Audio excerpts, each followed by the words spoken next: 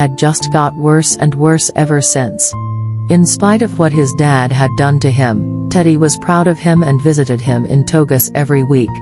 Teddy was the stupidest boy in our gang, I suppose, and he was crazy. He used to take the craziest chances, like running out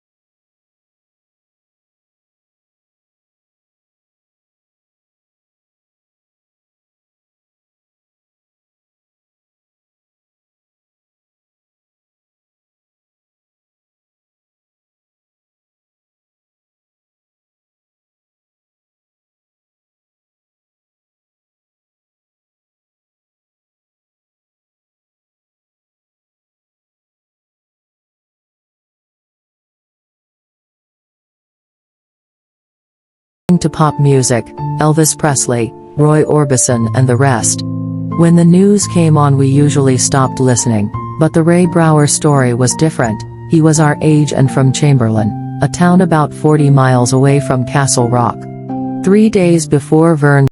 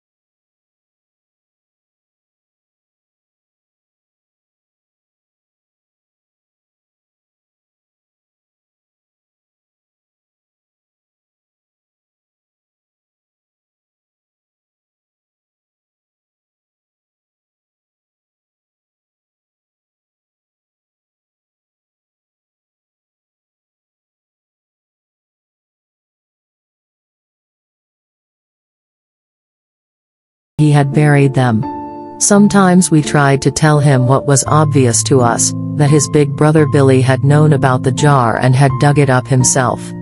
But Vern refused to believe this, although he hated Billy. He also refused to ask Billy about it. Probably he was afraid.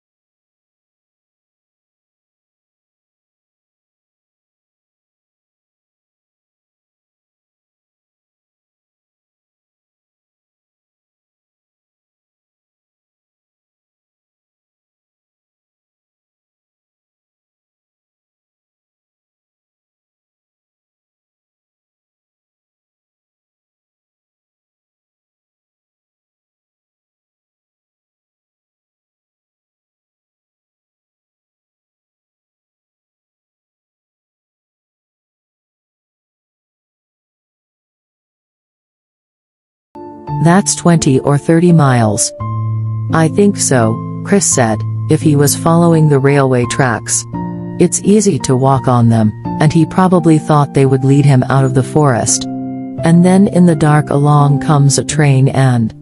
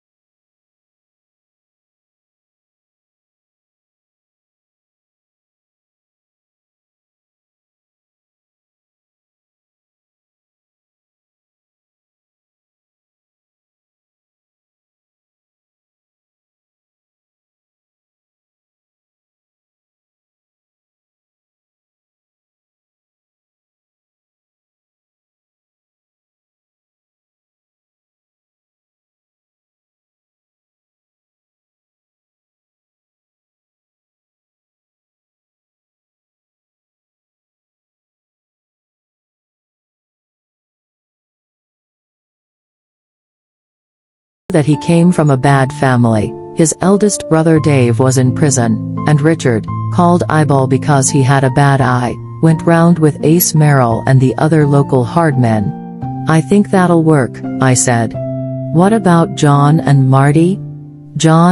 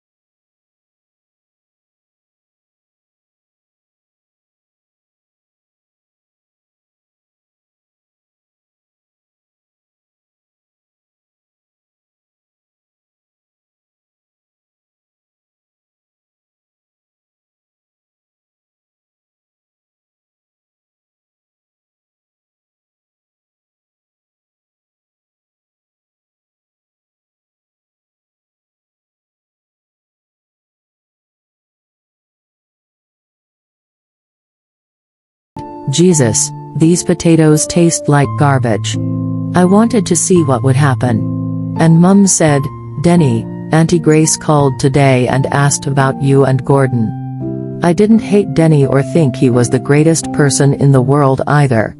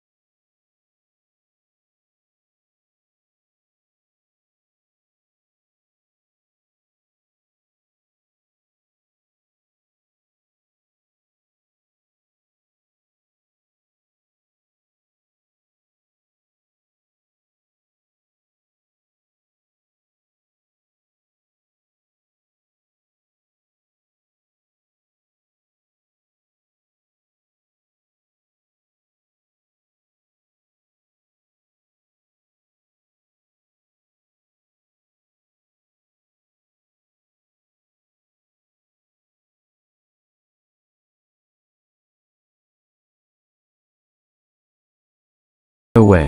By the time we got across Beeman's field and had reached the tracks, we had all taken our shirts off and tied them around our waists. We were sweating like pigs. We climbed the bank up to the railway, and there we stood and looked down the tracks. I'll never forget that moment, however old I get. The hands on my watch stood at 12 o'clock and the sun shone.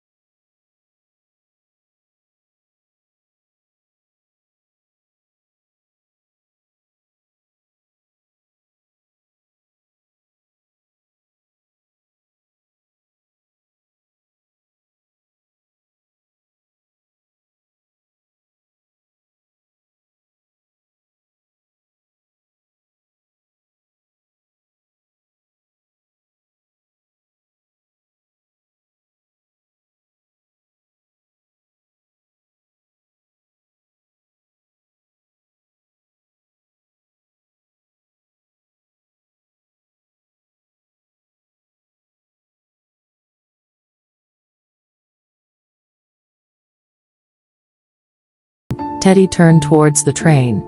The sun flashed off his thick glasses. "Come on, Teddy," I said.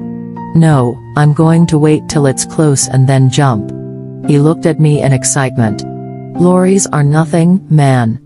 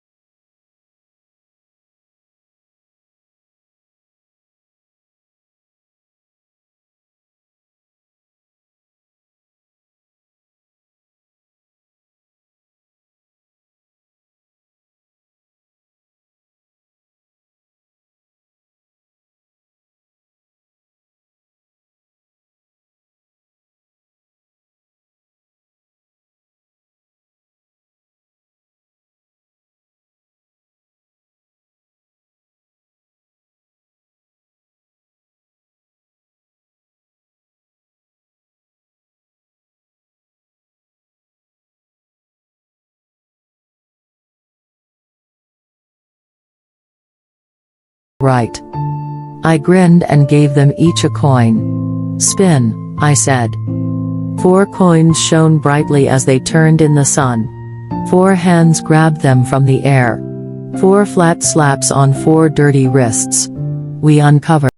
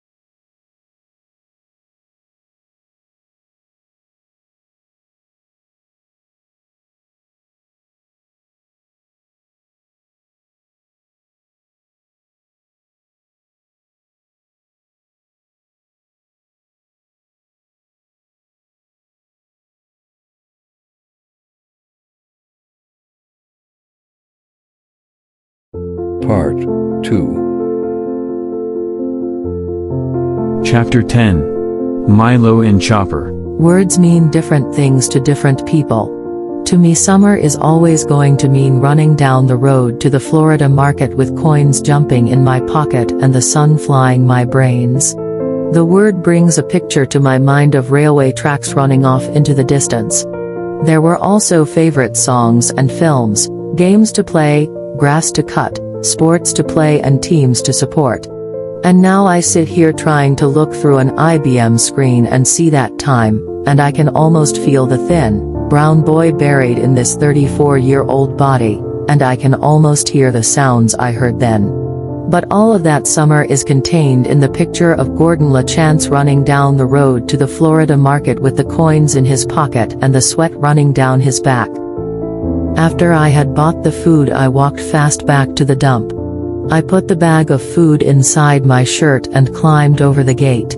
I was halfway through the dump, towards the back where I had left the others, when I saw something I didn't like. Milo Pressman's car was parked beside his office building. If Milo saw me, I was going to be in a world of pain. Suddenly the other side of the dump seemed very far away. Why hadn't I gone round the outside of the fence? But I was too far into the dump now to want to turn round and go back. I kept putting one foot in front of the other, trying to look calm, trying to look as if I belonged here, with a paper bag down the front of my shirt, walking towards the fence between the dump and the railway tracks. I was about 50 feet from the fence and just beginning to think that everything was going to be all right when I heard Milo shout, "Hey, you! Get away from that fence! Get out of here!" I started running for the fence with a wild shout. Vern, Teddy and Chris appeared on the other side of the fence and stared through it. "You come back here!" Milo screamed. "Come back here or I'll send my dog after you."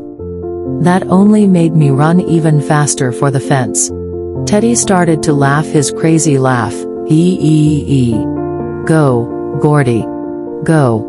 Vern shouted. And Milo screamed, "Get him, Chopper! Go and get him!" I threw the bag over the fence and Vern caught it.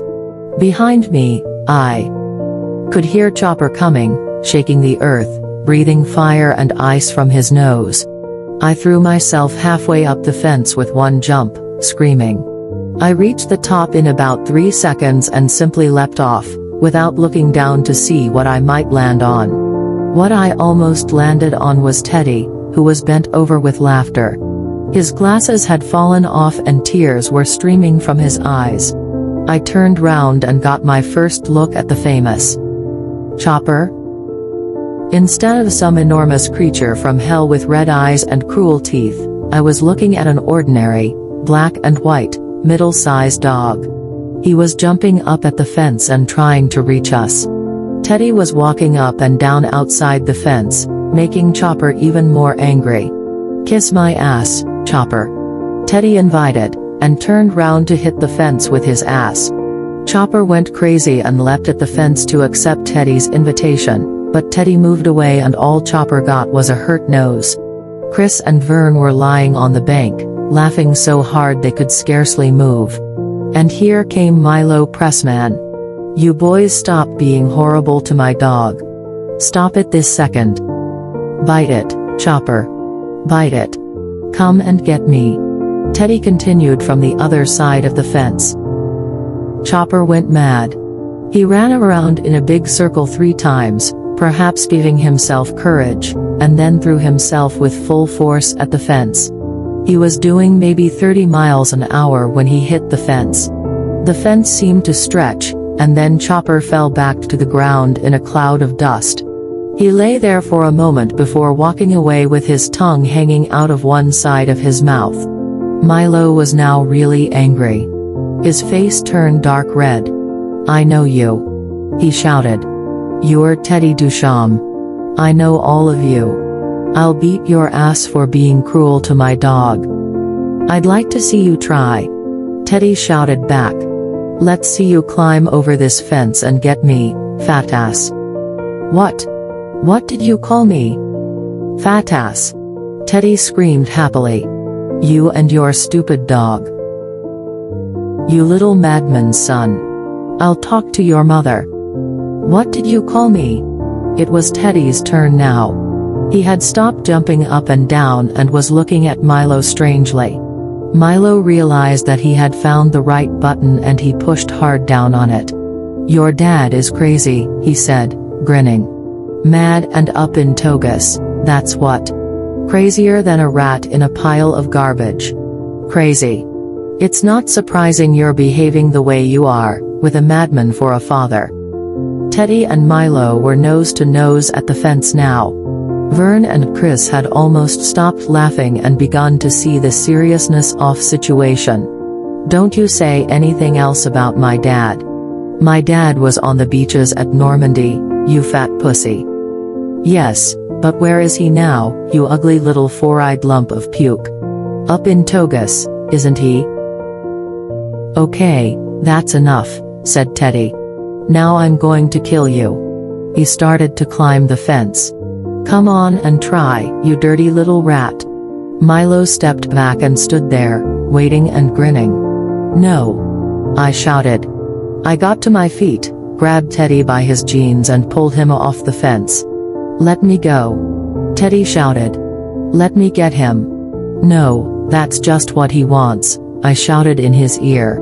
"He wants to get you over there and beat you and take you to the police." "What?" Teddy turned his head round to look at me.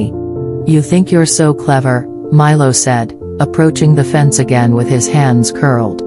"Why don't you let him fight his own battles?" "Sure," I said. "A grown man against a boy." "I know you," Milo said. "Your name's LeChance. And those guys are Chris Chambers and one of those stupid Tessio boys. I'm going to talk to your fathers."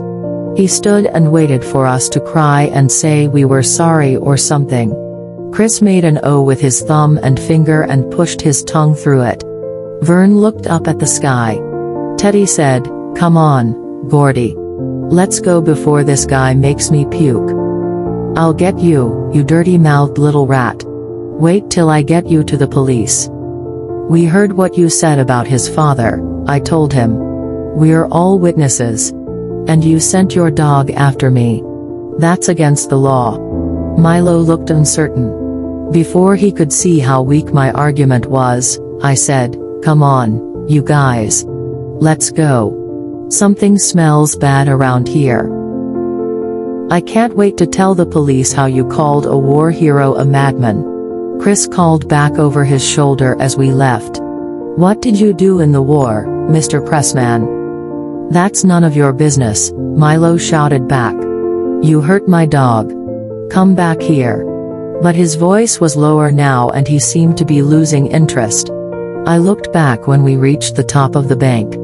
Milo was standing there behind the fence, a big man with a dog sitting beside him. His fingers were holding the fence and I suddenly felt sorry for him.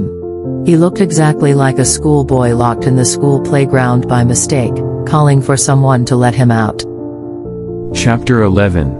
Night sweats. We showed old Milo that we're no pussies, Vern said. Right, agreed Teddy, you bet we did.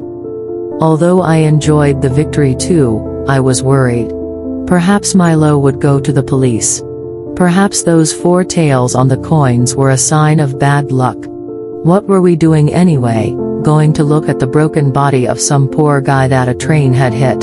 But we were doing it, and none of us wanted to stop. We had almost reached the bridge which carried the tracks across the river when Teddy suddenly burst into tears. He fell to the ground, shaking with the violence of the storm that had come on him. None of us knew what to do. This wasn't the kind of crying we were used to, when you fell off your bike or something. Hey, man. Vern said in a very thin voice. Chris and I looked at Vern hopefully. Hey, man. Was always a good start. But Vern couldn't go on. At last, when the force of his crying had lessened a bit, it was Chris who went to him. Chris was the hardest guy in our gang, but he was also the guy who made the best peace. He was good at it. I've seen him sit down on the pavement next to a small boy he didn't even know, who had hurt his knee, and get him talking about something until the boy forgot his pain. Listen, Teddy, does it matter what a fat old bag of puke like him said about your father?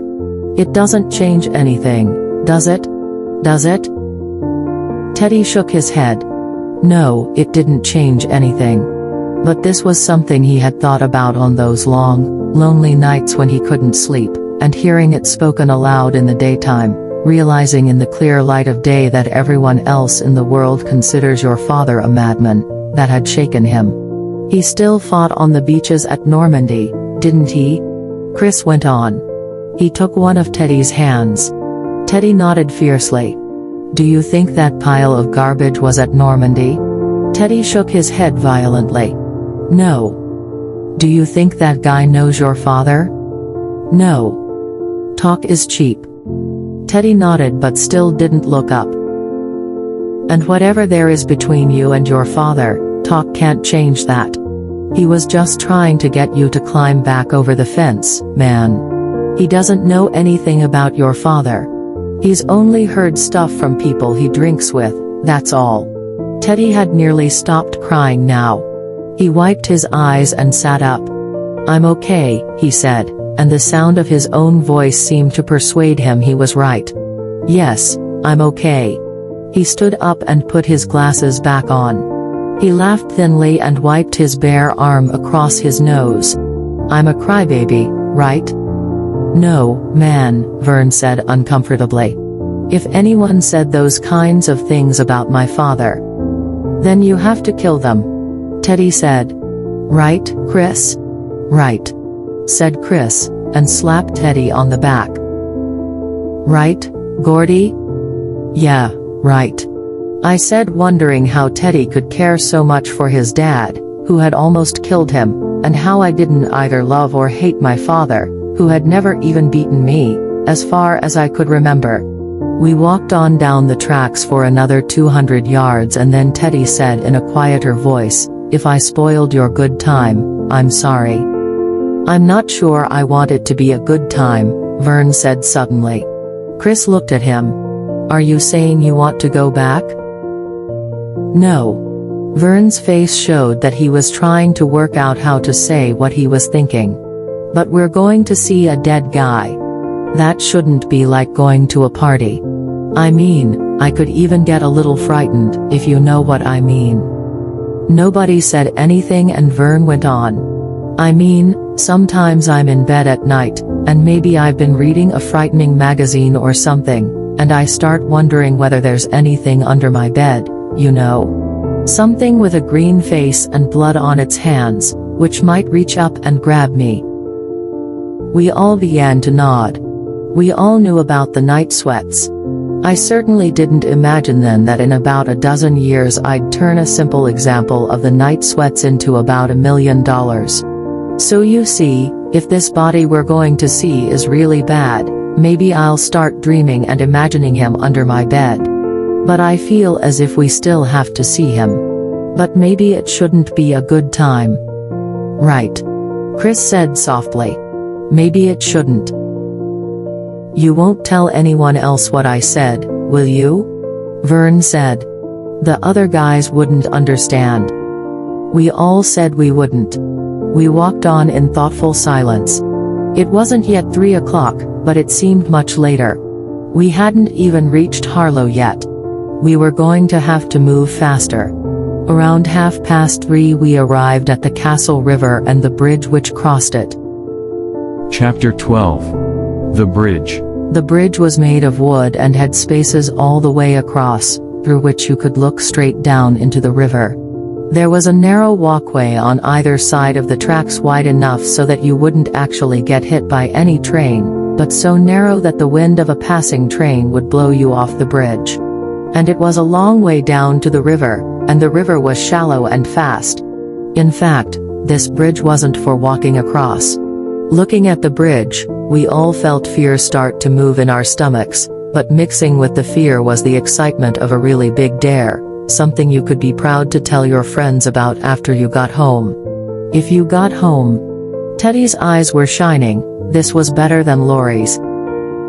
Man. Chris said softly. Come on. Teddy said.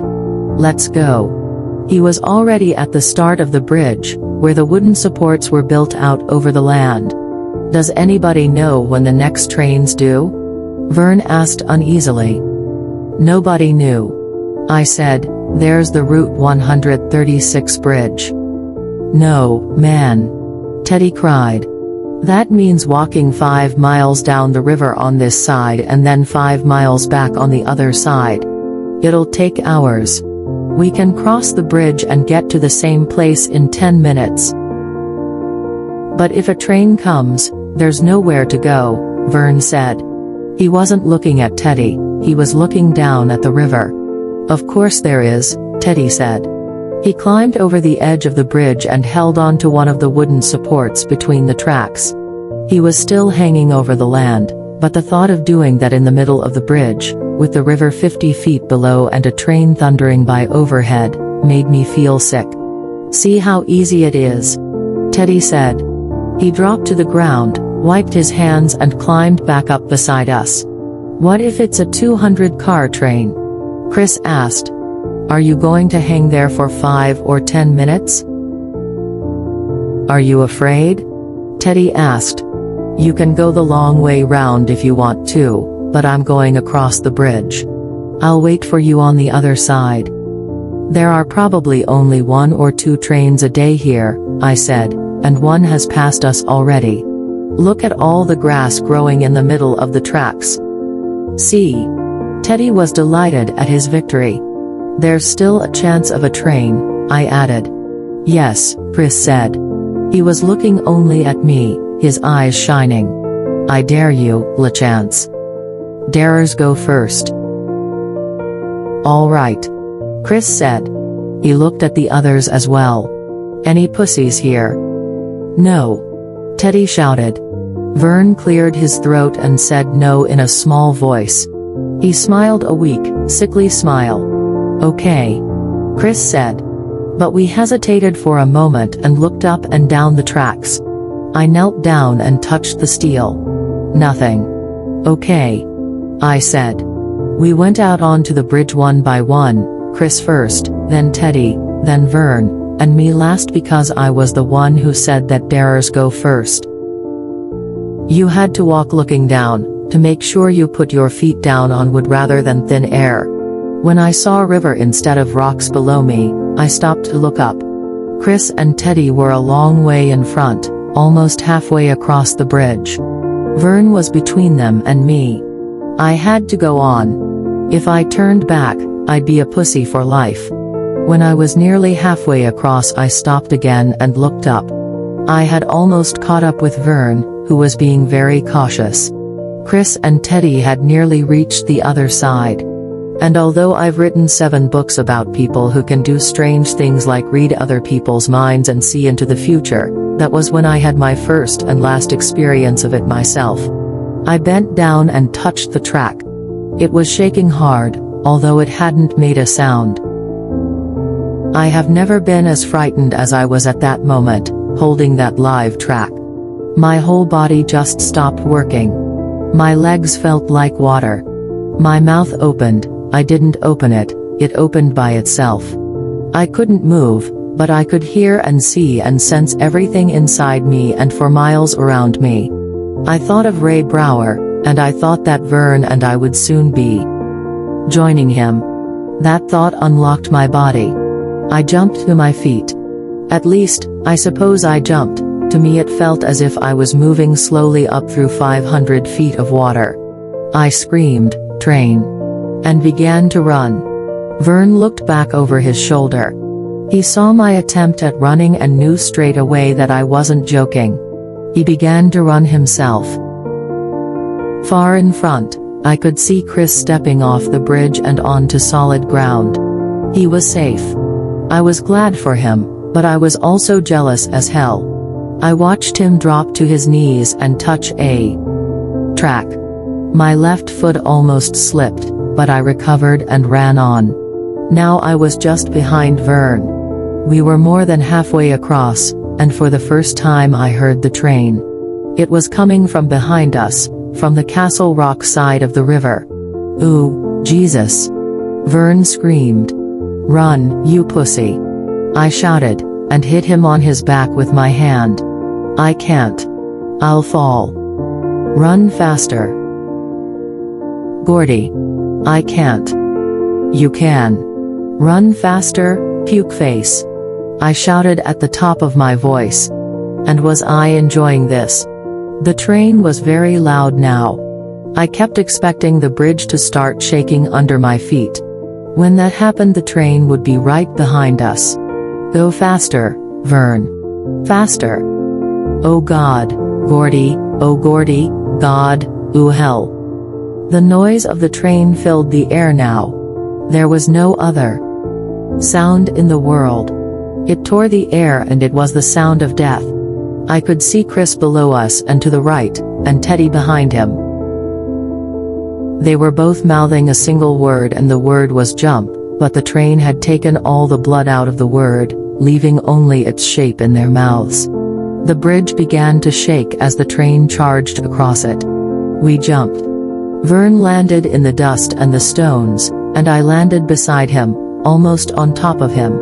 I never saw the train, and I don't know if the engineer saw us. I clapped my hands over my ears and dug my face into the hot dirt as the train went by, metal screaming against metal, the air blowing over us. I had no wish to look at it.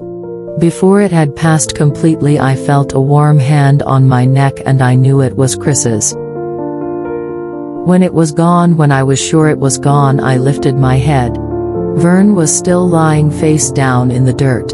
Chris was sitting between us, one hand on Vern's sweaty neck, the other still on mine. When Vern finally sat up, shaking all over and wetting his lips, Chris said, "Maybe we should have those Cokes? What do you guys think? Could anybody use one besides me?" We all thought we could use one. Chapter 13. The Loser's Life. About a quarter of a mile further on, the tracks ran into the forest and the land ran down to a bog. The air was full of biting insects which were about the size of aeroplanes, but it was cool. Wonderfully cool. We sat in the shadows of the trees to drink our Cokes. We hadn't been there 5 minutes when Vern had to go off into the bushes, which caused a lot of joking when he came back. "Train frighten you much, Vern?" "No, man. I was going to go when we got across, anyway. I had to, you know." "Are you sure, Vern? Come on, you guys." "I did. Sincerely." Chris turned to me. "What about you, Gordie? Were you frightened?" "No way," I said, and had a drink of my Coke. "Sincerely?" "Sincerely, man. I wasn't frightened at all." "No. You weren't frightened?" Teddy was looking at me carefully. "No. I was a long way past fright, I was into terror." They laughed for a long time at that. Then we lay back, not joking anymore, just drinking our Cokes and being quiet. My body felt warm and peaceful. I was alive and glad to be. I felt affectionate towards everyone and everything around me. It was a very special feeling. After a while Chris stood up. "Let's do some walking," he said. It was still bright daylight and the sky was a hot, steely blue, but our shadows were beginning to grow longer. I remember that, when I was young, September days always seemed to end much too soon and catch me by surprise. It was as if something inside my heart expected it always to be June, with daylight hanging softly in the sky until almost 9:30. "What time is it, Gordie?" Chris asked. I looked at my watch and said, "After 5. "Yeah, let's go," Teddy said.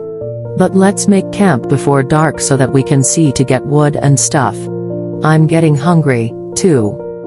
"We'll stop at 6:30. Chris promised. "Okay with you guys?" It was. We started to walk again, along the stones beside the tracks. Soon the river was so far behind us that we couldn't even hear its sound. We were slapping insects off our backs and necks.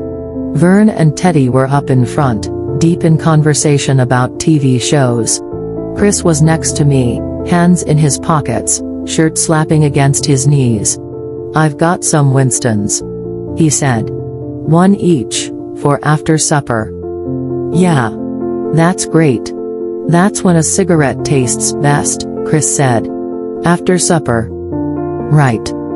We walked in silence for a while, and then he asked, "Are you ready for school?" "I guess so. But whoever was ready. You got a little excited about going back and seeing your friends. You were curious about your new teachers and what they would be like. In a strange way you could even get excited about the long, boring lessons, because by the time the summer holidays were nearly over you sometimes got bored enough to believe you could learn something at school. But summer boredom was nothing like the school boredom that always started by the end of the second week, and by the beginning of the third week you were busy with the really important stuff. Could you hit Stinky Fisk in the back of the head with a paper bullet while the teacher was writing the capital cities of South America on the blackboard? Could you get a good loud noise off the surface of your desk if your hands were really sweaty? How many girls would let you feel their asses during lunch hour? This is higher education, man. "You know what, Gordie?" Chris went on. "By next June it'll be all over between us." "What are you talking about? Why would that happen?" "Because me and Teddy and Vern will be doing different courses from you. You'll be on the college courses, we'll be on the shop courses, making birdhouses and pots and stuff like that. You'll meet a lot of new guys, clever guys, like you. That's just the way it goes, Gordie." "I'll meet a lot of pussies, you mean," I said. He held my arm. "No, man. Don't say that. Don't even think that. You know how you tell us stories sometimes. You've got a million stories inside you, and you can just sit there and tell one to us. Vern and Teddy may not always understand your stories. But those guys on the college courses will understand them. It doesn't matter about the stories. I'm not taking courses with a lot of pussies. If you don't, you're a fool. Why is it foolish to want to be with your friends?" He looked at me thoughtfully, as if deciding whether to tell me something. We had slowed down. Vern and Teddy were almost half a mile in front. The sun, which was lower now, came at us through the trees overhead in broken columns of light and turned everything gold. "It's foolish if your friends can drag you down," Chris said finally. "I know about you and your parents. They don't care about you. Your big brother was the one they cared about. It's like my dad. It was when Dave went to prison that he started hitting us and all." "Your dad doesn't hit you, but maybe that's even worse. He's put you to sleep. If you told him you were joining the shop course, do you know what he'd do? He'd turn to the next page in his newspaper and say, 'That's nice, Gordon. Would you ask your mother what's for dinner?' And don't try to tell me I'm wrong. I've met him." I didn't try to tell him he was wrong. It's a bit frightening to find out that someone else, even a friend, knows just how things are with you. You are still young. Gordie. Thanks, Dad. I wish I was your dad, he said angrily. If I was, you wouldn't talk about taking stupid shop courses. It's as if God gave you something, all those stories, and said, here you are. Try not to lose it. But children lose everything unless somebody is there to help them, and if your parents are too stupid to do it, maybe I ought to. He looked like he was expecting me to try to hit him. His face was unhappy in the late afternoon light. He had broken the unwritten rule. You could say what you like to a guy about himself, but never say a bad word about his parents. If you stay with us just because you don't want to lose the gang, Chris went on, you'll turn into just another guy with no good use for his brains, except to make clever, cruel remarks about other people. You'll never escape Castle Rock. You'll think it's important to have the right kind of car and then the right girl. And then you'll get married and work in the factory or some shoe shop forever. Is that what you want? Chris Chambers was 12 when he said all that to me, but something in his face as he spoke was older, ageless. It was as if he had lived that whole life already, and his words made me frightened. He understood the loser's life so well. He seemed to know what I was thinking. I know what people think of my family in this town. Nobody even asked me if I took the milk money that time. Did you take it? I asked. I had never asked him before, and if you had told me I ever would, I'd have called you crazy. The words came out like a dry bullet. Yeah, he said tiredly. Yeah, I took it. He was silent for a moment. You knew I took it, Teddy knew, everybody knew. Even Vern knew, I think. I started to deny it and then closed my mouth. He was right. I had argued with my parents that a person was innocent until proved guilty. But deep inside I had known the truth. Then maybe I was sorry and tried to give it back, Chris said. I stared at him. You tried to give it back? Maybe, I said. Just maybe. And maybe I took it to old Mrs. Simons and told her, and gave her all the money, and maybe I wasn't allowed back at school for 2 weeks anyway, because the money still never appeared, and maybe the next week Mrs. Simons had this new skirt on when she came to school. I stared at Chris, speechless with horror. He smiled at me, but it was a tight, terrible smile which never touched his eyes. Just maybe, he said, but I remembered the new skirt. Chris, how much was that money? Almost $7. Christ. I whispered. But if I stole the money and then Mrs. Simons stole it from me, and if I told anyone, what do you think would happen? Who would believe me? Me, Chris Chambers. Younger brother of Dave Chambers and Eyeball Chambers. No one would believe it. I whispered. Jesus, Chris. I never thought that a teacher. Oh, hell. Who cares, anyway? Why am I even talking about it? He wiped an arm angrily across his eyes and I realized he was almost crying. Chris. I said, why don't you go into the college courses? You're clever enough. The teachers decide all that in the school office. All they care about is whether you've behaved yourself in school and what the town thinks of your family. They don't want you to infect their top college course pupils, the ones from the big houses on the hill. I don't know if I could do it, but I might try, because I want to get out of Castle Rock and go to college and never see my father or my brothers again. I want to go somewhere where nobody knows me and people don't have bad ideas about me before I've even done anything. But I don't know if I can do it. Why not? People drag you down. Who? I asked, thinking he must mean the teachers, or his brother Eyeball, or maybe his parents. But he said, your friends drag you down, Gordie. Don't you know that? He pointed at Vern and Teddy, who were standing and waiting for us to catch up. They were laughing about something. Your friends do. They're like drowning guys who are holding onto your legs. You can't save them. You can only drown with them. Come on, guys. Vern shouted. Don't be so slow. Yes, coming. Chris called, and before I could say anything else he began to run, but he caught up to them before I could catch up to him. Chapter 14. Darkness in the Forest. We went another mile and then decided to camp for the night. There was still some daylight left, but nobody really wanted to use it. We were exhausted from what had happened at the dump and on the bridge, but it was more than that. We were in Harlow now, in the forest. Somewhere was a dead child, who probably had a broken body and was covered with flies. Nobody wanted to get too close to him with night approaching. By stopping here, we thought there had to be at least 10 miles between us and him, and of course all four of us knew there were no such things as ghosts, but 10 miles seemed about far enough if we were wrong. Vern, Chris and Teddy gathered wood and started a campfire. Chris laid it on stones and made a clear space around it because the forest was very dry and he didn't want to take any risks. While they were doing that, I sharpened some green sticks and pushed lumps of hamburger meat onto them.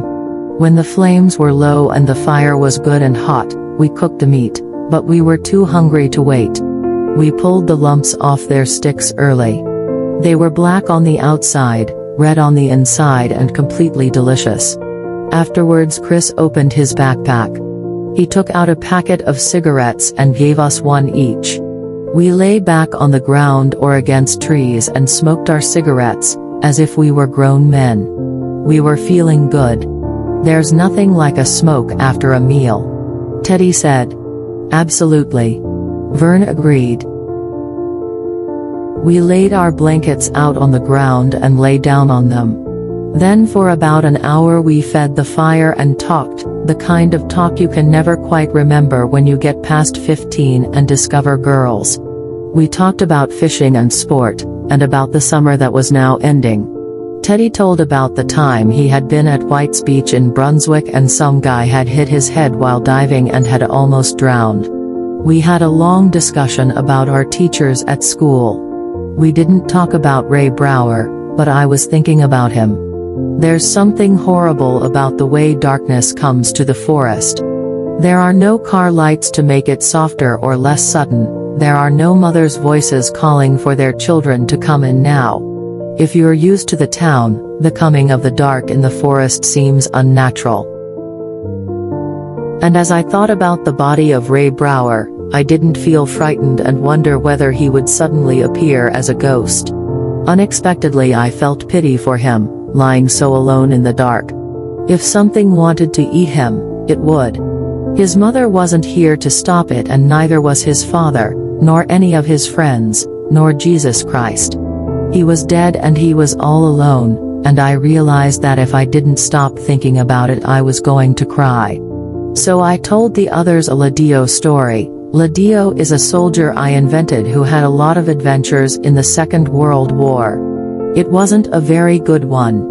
And when it ended, as the Ladio stories usually did, with a single American soldier coughing out a dying promise of his love for America and for a girl back home, it was not his face I saw in my mind's eye but the face of a much younger boy, already dead, his eyes closed, blood running from the left corner of his mouth. And behind him, instead of war-scarred France, I saw only dark forest and the railway tracks dark at the top of a bank against the starry sky. Chapter 15. A Dream of Deep Water. I woke up in the middle of the night. I didn't know where I was, and I wondered why it was so cold in my bedroom and who had left the windows open. Then I realized that this wasn't my room. This was somewhere else. And someone had his arms wrapped around me, while someone else was kneeling beside me, head turned as if listening to something. What's happening? I asked in puzzlement. The thing holding me made a noise. It sounded like Vern. That made me wake up properly and remember where I was. But what was everybody doing awake in the middle of the night? I had been asleep for some hours. Don't let it get me. Vern said. I promise I'll be good. I sat up, frightened. Chris. Shut up, Vern. Chris said. He was the one next to me, listening. It's nothing. Oh, yes it is. Teddy said heavily. It's something. What is? I asked. As if to answer my question, a long and hollow theme rose from the forest. It was the sort of scream you might expect from a woman who was dying in extreme pain and extreme fear. Oh, Jesus. Vern whispered, his voice high and filled with tears. He tightened his hold on me, making it hard for me to breathe and adding to my own terror. I threw him loose, but he came straight back, like a young dog which can't think of anywhere else to go. It's Brower. Teddy whispered. His ghost is out walking in the forest. Oh, God. Vern shouted. I promise I won't take any more sexy magazines from the shops. I promise to eat my vegetables. I won't swear. I won't. Shut up, Vern. Chris said. But Vern's voice only dropped back to a whisper. Chris sounded strong, but underneath I could hear if. I wondered if the hair was standing up on his neck as it was on mine. It's a bird, isn't it?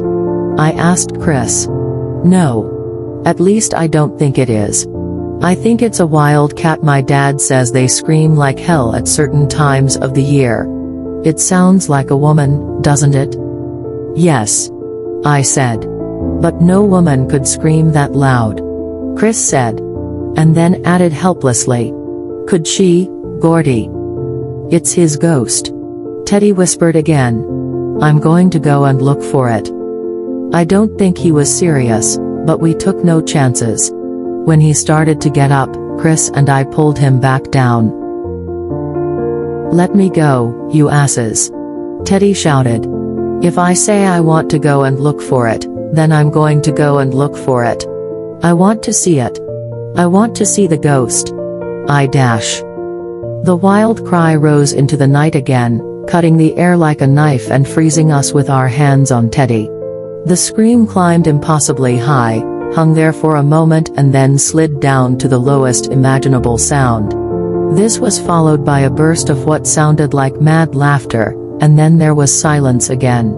Jesus H. Christ. Teddy whispered, and he talked no more of going into the forest to see what was making that screaming noise. All four of us stayed close together and I thought of running. I doubt I was the only one. If we had been camping in Vern's field where our parents thought we were, we probably would have run. But Castle Rock was too far, and the thought of trying to run across that bridge in the dark made my blood freeze. Running deeper into Harlow and closer to the body of Ray Brower was equally unthinkable. We had nowhere to go. If there was a ghost out there, and if it wanted us, it would probably get us. Chris suggested that we keep guard and everyone was agreeable to that. We spun coins to see who would go first. It was Vern, and I was last. Vern sat by the campfire while the rest of us lay down again, close to one another, like sheep. I was sure that sleep would be impossible, but I did sleep, a light, uneasy sleep that was as near to being awake as it was to being asleep. My half-sleeping dreams were filled with wild cries which were possibly real or possibly imagined. I saw, or thought I saw, something white and shapeless float through the trees. At last I slipped into something I knew was a dream. Chris and I were swimming at White's Beach, a lake in Brunswick. It was where Teddy had seen the boy hit his head and almost drown. In my dream we were out in deep water, swimming lazily along, with a hot July sun up in the sky. From behind us came cries and shouts of laughter. On the sandy beach, people lay face down on blankets, and little children played with plastic buckets at the edge of the water or sat happily pouring sand into their hair. Teenagers formed grinning groups and the boys watched the girls walk endlessly up and down in twos and threes, never alone, the secret places of their bodies wrapped in swimsuits. Mrs. Coate, our English teacher from school, floated past us on a rubber boat. She was lying on her back, dressed in her usual September to June uniform of a gray suit. "Be careful, boys," she said. "If you're not good, I'll hit you so hard that you'll go blind. Now, Mr. Chambers, we'll hear the poem Mending Wall, please." I tried to give the money back. Chris said. Mrs. Simons said okay, but she took it. "Do you hear me? She took it. Now what are you going to do about it? Are you going to hit her until she's blind?" "Mending wall, Mr. Chambers, if you please." Chris threw me a desperate look, as if to say, "Didn't I tell you it would be like this?" And then began, "Something there is that doesn't love a wall, that sends the dash," and then his head went under, his mouth filling with water in the middle of repeating the poem. He broke through the surface, crying, "Help me. Gordie. Help me." Then he was dragged under again. Looking into the clear water, I could see two bare swollen bodies holding his ankles. One was Vern and the other was Teddy, and their open eyes were empty and white. Chris's head broke out of the water again. He reached one hand towards me and out of his mouth came a screaming, womanish cry that rose and rose in the hot, sunny, summer air.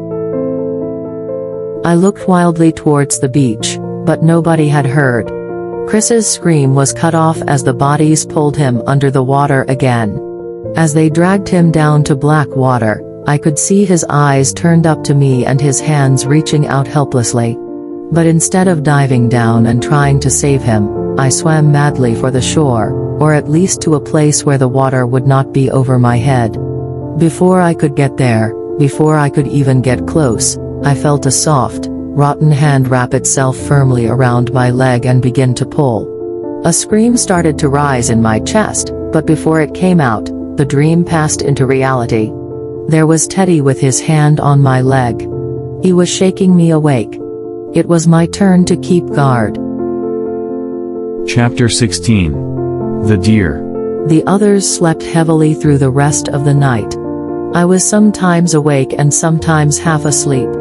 The night was far from silent, with the cries of birds and mice and insects, but there were no more screams.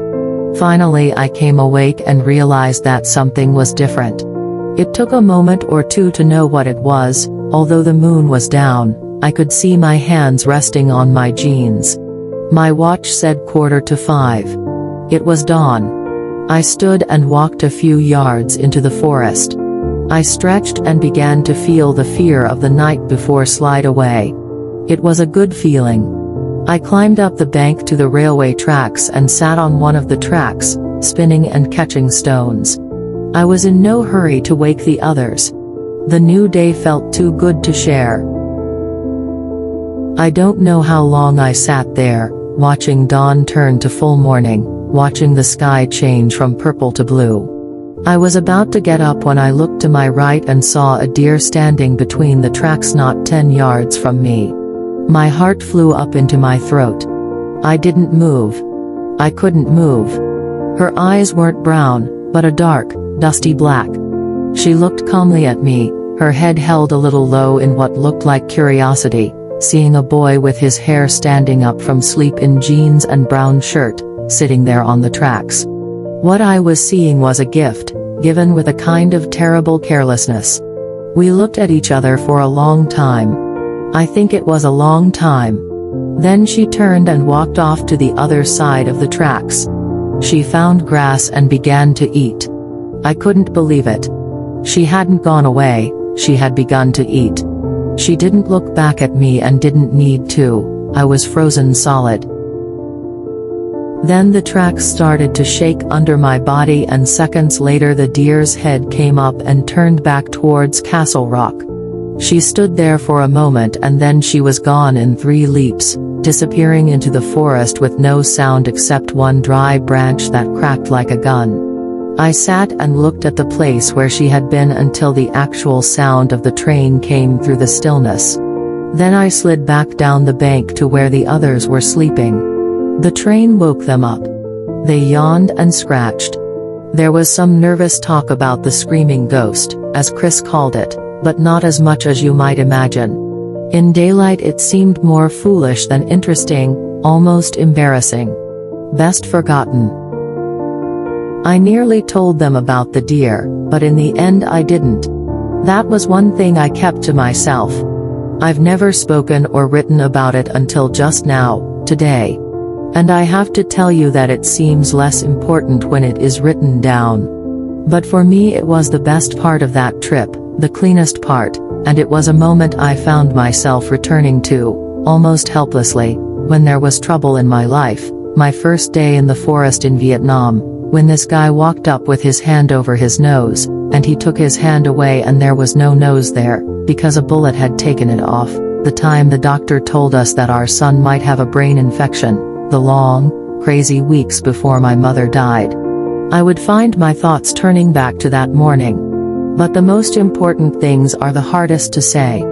It's hard to make strangers care about the good things in life. Chapter 17. Leeches. The tracks now bent southwest and ran through thick forest. We ate a breakfast of wild fruit. Vern wished aloud for a couple of filed eggs with bacon on the side. This was the last day of the heat and I think it was the worst of all. By 9 o'clock the sky was a pale steel color that made you feel hotter just from looking at it. The sweat ran from our chests and backs, and washed away some of the dirt. Insects were a constant annoyance. We knew we still had 8 or 10 miles to walk, but the thing pulled us towards itself and kept us walking fast, even in that heat. We were all crazy to see that boy's body. I can't say it any more simply or honestly than that. We didn't know whether it was going to be harmless or horrible, but we wanted to see it. It was about 9:30 when Teddy and Chris saw water. They shouted to Vern and me, and we ran over to where they were standing. There was a deep pool, which was fed by a little stream, which continued under the tracks. "Do you think it's deep enough to swim in?" Vern asked, looking hungrily at the water. "There's only one way to find out," Teddy said. "Who goes first?" I asked. "Me," Chris said. He went running down the bank, kicking off his shoes and untying his shirt from around his waist as he went. He pushed his trousers down with his thumbs, pulled off his socks and made a shallow dive. He came up shaking his head to get his wet hair out of his eyes. "It's great," he shouted. "How deep is it?" Teddy called back. He had never learned to swim. Chris stood up in the water and his shoulders broke the surface. I saw something gray on one of them. I decided it was a piece of mud and didn't think any more about it.